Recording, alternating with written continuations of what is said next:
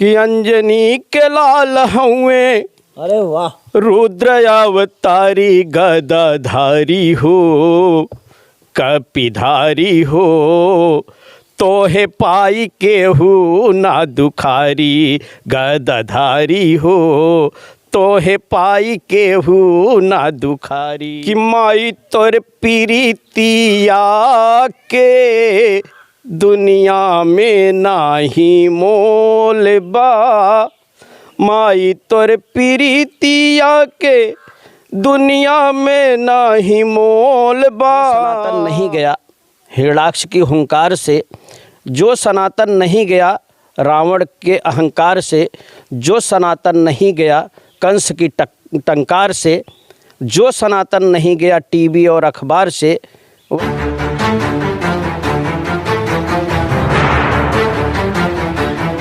नमस्कार दोस्तों, आप देख रहे हैं पीजी न्यूज़। मैं प्रवीण आप सभी का बहुत बहुत स्वागत करता हूं। दोस्तों, इस वक्त मेरी मौजूदगी है बदलापुर में, और आपको बता दें कि जौनपुर का बदलापुर।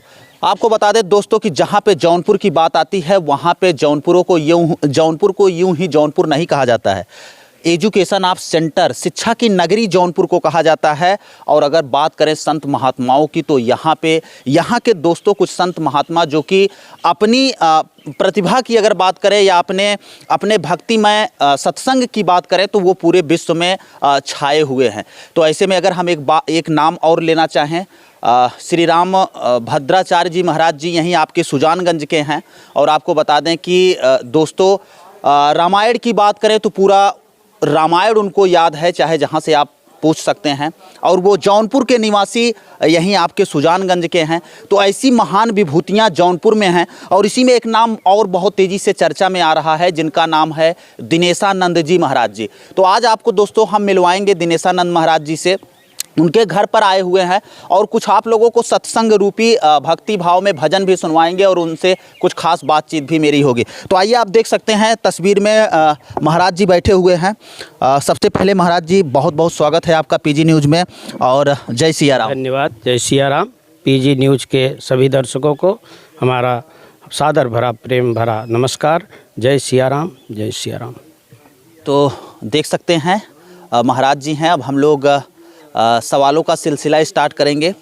तो महाराज जी, सबसे पहला सवाल मेरा आपसे है कि किस प्रकार आपने अध्यात्म की तरफ रुझान किया और आज आप संगीतमयी सत्संग करते हैं। और अगर हम सत्संग की बात करें तो जहाँ पे आपका सत्संग होता है लोगों को बहुत पसंद आता है। तो हम जानना चाहते हैं उस जर्नी को कैसे शुरुआत हुई और कैसे आपका इस तरफ रुझान आया। ऐसा है कि मैं पहले पढ़ाई किया, फिर हम गुजरात की धरती पे गए। कुछ दिन तक हम जो है वहाँ पर अपना बिजनेस किए, लेकिन वहाँ मुझे जो है धर्म कर्म में पहले से बचपन से हम ब्राह्मण परिवार से हैं। और इस गांव हमारे जीरकपुर में जो है 6 घर 7 घर ब्राह्मण हैं, बहुत ही धार्मिक प्रवृत्ति के हैं। और रोज़ हम लोग जो है रामायण पढ़ना, रामायण की शिक्षा लेना, हमारे जो परिवार वाले हैं सब एक दूसरे, और हमारे यहाँ बच्चे जो है सुबह उठ कर के जो है हनुमान चालीसा का पाठ करते हैं। तो यह हमारे रगों में था, इसलिए हम उससे जुड़े रहे। जब हम परदेश में गए, कुछ दिन हमने अपना व्यवसाय किया, लेकिन मेरा दिल जो है वहाँ नहीं लगा। हम धर्म में से जुड़े, फिर धीरे धीरे हम अपने कर्मकांड से जुड़े। कर्मकांड से जुड़ने के बाद लेकिन हमारा एक ही ध्येय था कि हम लोगों को जो पाश्चात्य सभ्यता हमारे भारत में, हमारे धरती पे फैल रही है ज़ोर से, और लोग जो है धर्म से उनका विश्वास उठता जा रहा है, परिवार में कलह मच रहा है।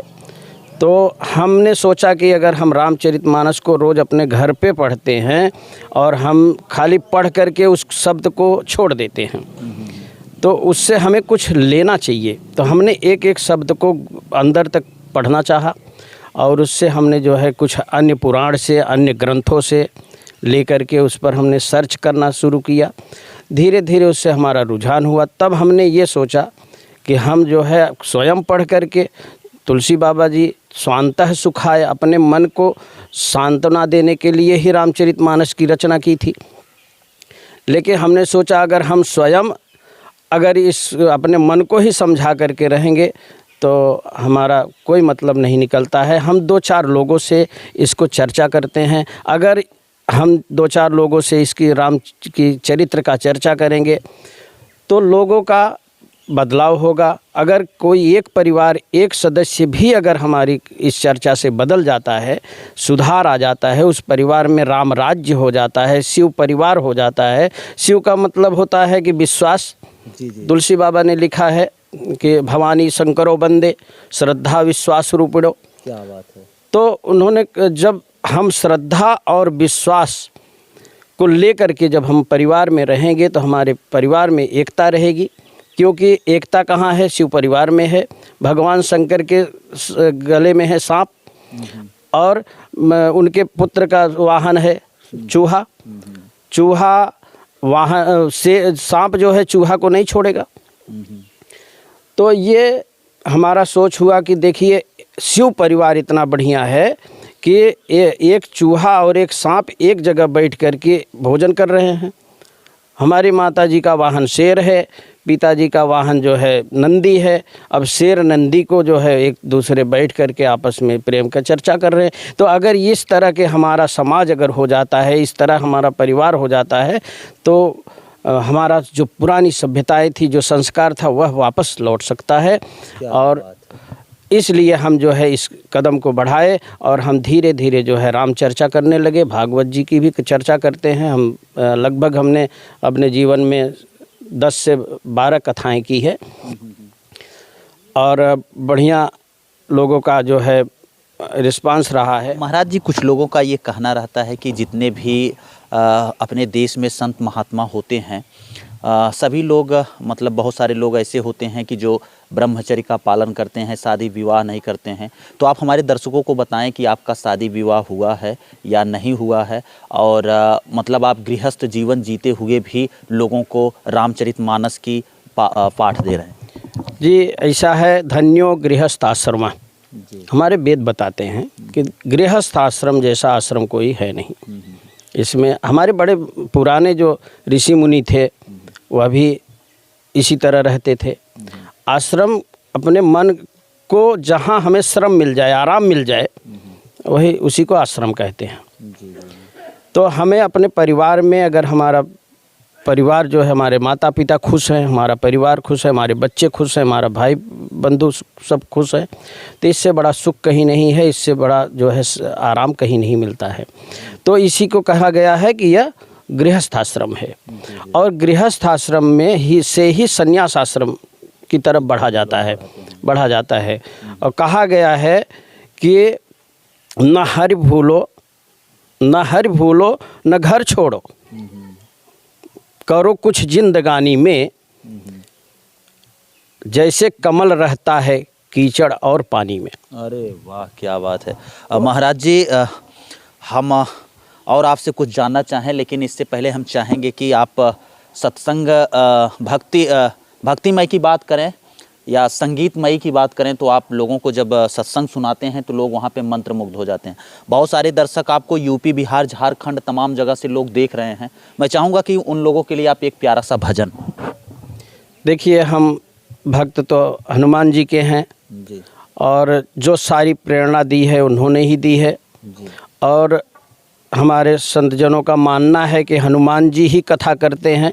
इस समय अगर हमसे कोई पूछे, कोई श्लोक या रामचरितमानस की कोई चौपाई आप बोलिए, तो बहुत सोचना पड़ता है जी। लेकिन जब हम व्यास मंच पे होते हैं तो हनुमान जी स्वयं आकर के गाते हैं और स्वयं जो है हमें प्रेरणा देते हैं। कथा कैसे चलनी चाहिए, क्या बोलना है आपको, या हमें उस समय भी नहीं पता रहता है और हम अपने आप को भूल जाते हैं। जी, जी।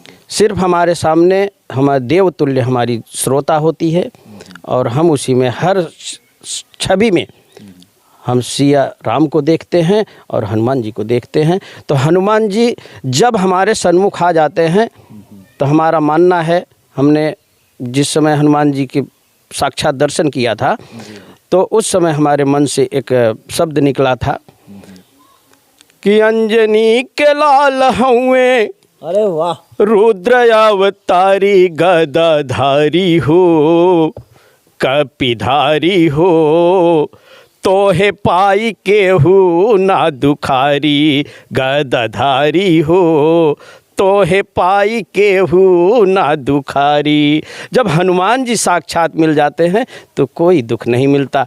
उनके साथ में आनंद कंद सुख राशि, जो सुख की राशि लेकर के हैं हमारे श्री राम जी, तुरंत प्रकट हो जाते हैं और सारा सुख हमें मिल जाता है। यही हमारी भावना है। और हमें इस कथा से, इस सत्संग से हमें धन नहीं कमाना है। हमारा उद्देश्य है, वैसे भी हम अपना व्यवसाय करते हैं, हमारा पालन हो जाता है, हमारे बच्चों का पालन हो जाता है, हमें धन की लालसा नहीं है। लेकिन हम यही सोच रहे हैं कि जो धर्मानुरागी हैं वह अगर हमसे जुड़ते हैं और हमारे द्वारा जो है कथा करवाते हैं, तो हम यही चाहेंगे कि लोग जो है हमसे, अगर हम 10 परिवार अगर सुन रहा है तो उसमें से अगर एक परिवार सुधर रहा है तो मैं अपने जीवन को धन्य समझूंगा और मेरा सातों जन्म धन्य हो जाएगा। यही हमारा मानना है और इसलिए हम जो है रामचरित चर्चा करते हैं। महाराज जी, बहुत सारे लोग ऐसे होते हैं जो संत महात्माओं की बात नहीं मानते हैं और कुछ ऐसा प्रकरण हो जाता है देश में कि संत महात्माओं को बड़ा झूठा साबित किया जाता है, तमाम प्रकार के उनके ऊपर लांछन लगाए जाते हैं। ऐसे लोगों की मानसिकता को आप क्या कहेंगे? देखिए, जो व्यवसाय बना लेते हैं इस चीज़ को, ठीक, उनको मन हम ही लोग बढ़ाते हैं कि आज धन, बिना मतलब के धन उनको दिया जाता है। जो ऐशो आराम हमारे गृहस्थ जीवन में नहीं मिलता है वह आश्रमों में मिलता है। तो ऐसे लोगों, जब उनको धन ज़्यादा हो जाए, किसी के पास धन हो जाए या पद ज़्यादा मिल जाता है तो मद आना स्वाभाविक है, निश्चित हो जाता। जी, हमारे तुलसी बाबा भी कहते हैं, जब दक्ष जी को प्रजापति का नायक बना दिया गया तो उनको भी मद हो गया था, उनको भी अहंकार हो गया था। तो यह स्वाभाविक है कि वह पद जो है मद लेके आता है, साथ में ही आता है। तो ऐसे लोगों को जब धन आना चालू हो जाता है तो धन के भी साथ अहंकार आता है। तब लोग क्या करते हैं, अहंकार में गलत कर्म करना चालू कर देते हैं और उस धन को और बढ़ाना चालू करते हैं, फिर लालच आ जाती है। तो जितने भी विकार होते हैं धीरे धीरे वो सारे विकार उनके अंदर आने लगते हैं, काम, क्रोध, लोभ, मोह। हाँ, अभी कोई भी संत हो, बढ़िया रुपया पैसा वाला हो, 10, 20, 50 संत हो उनके पास, जो शिष्य हों, आप उनसे जाकर के बात करिए तो उनको क्रोध आएगा, चलिए हटिए। हमने देखा, हम भी कई संतों के पास गए हैं आशीर्वाद लेने के लिए, लेकिन फिर हमने ये सोचा कि नहीं, काम क्रोध से अगर त्याग हो जाए हमारा तब हम संत हैं। क्योंकि भगवान से जब हमारा प्रेम होगा तभी हम संत हैं, नहीं तो हम संत नहीं हैं। हमारे संत जन कहते हैं कि प्रेम जब अनंत हो गया, अरे वाह महाराज, रोम रोम संत हो गया, प्रेम जब अनंत हो गया तो रोम रोम संत हो गया। सारे जग के जीव जब भगवंत हो गया, हर प्राणी एक एक मात्र में हमें भगवान दिखना चाहिए। यह जब हमारा मानना हो जाए कि जीव जीव जब भगवंत हो गया तो मेरा रोम रोम महंत हो गया, अरे वाह, तब संत हुआ जाता है। जब तक प्रेम नहीं है भगवान के प्रति, ईश्वर के प्रति, तब तक हम संत नहीं हैं। अगर हमारा प्रेम धन से है, आश्रम से है, शिष्य से है, हाँ, तो हम संत नहीं हैं। यही हमारा मानना है। तो आप देख सकते हैं, और मेरे पास शब्द नहीं है कि मैं महाराज जी की बखान किस शब्दों में करूं और इनकी हर एक चीज़ मैं कैसे बताऊं दोस्तों। क्योंकि देखिए, सत्संग ऐसी चीज़ होती है और भगवान राम में वो रस होता है कि जैसे हम परिचर्चा स्टार्ट करते हैं तो समय का पता नहीं चलता है। और महाराज जी इतने अच्छे से सारी चीज़ें बता रहे हैं, ये आप लोगों को कैसा लग रहा है कमेंट करके ज़रूर बताइएगा दोस्तों कि हमारी और महाराज जी की बात आप लोगों की कैसी लगे। क्योंकि जो सनातन नहीं गया हिरणाक्ष की हुंकार से, जो सनातन नहीं गया रावण के अहंकार से, जो सनातन नहीं गया कंस की टंकार से, जो सनातन नहीं गया टीवी और अखबार से, वह सनातन अब नहीं जाएगा कुछ अहंकारी और अधर्मियों से। क्या बात है। तो बहुत बहुत धन्यवाद सर आपका पीजी न्यूज़ पर। और ये वीडियो आप लोगों की कैसी लगी कमेंट में अपनी राय ज़रूर दे दोस्तों। मिलते हैं फिर से एक नेक्स्ट वीडियो में और एक नई खबर के साथ। तब तक के लिए हमें दीजिए इजाज़त। जय हिंद, जय भारत। जय सिया राम।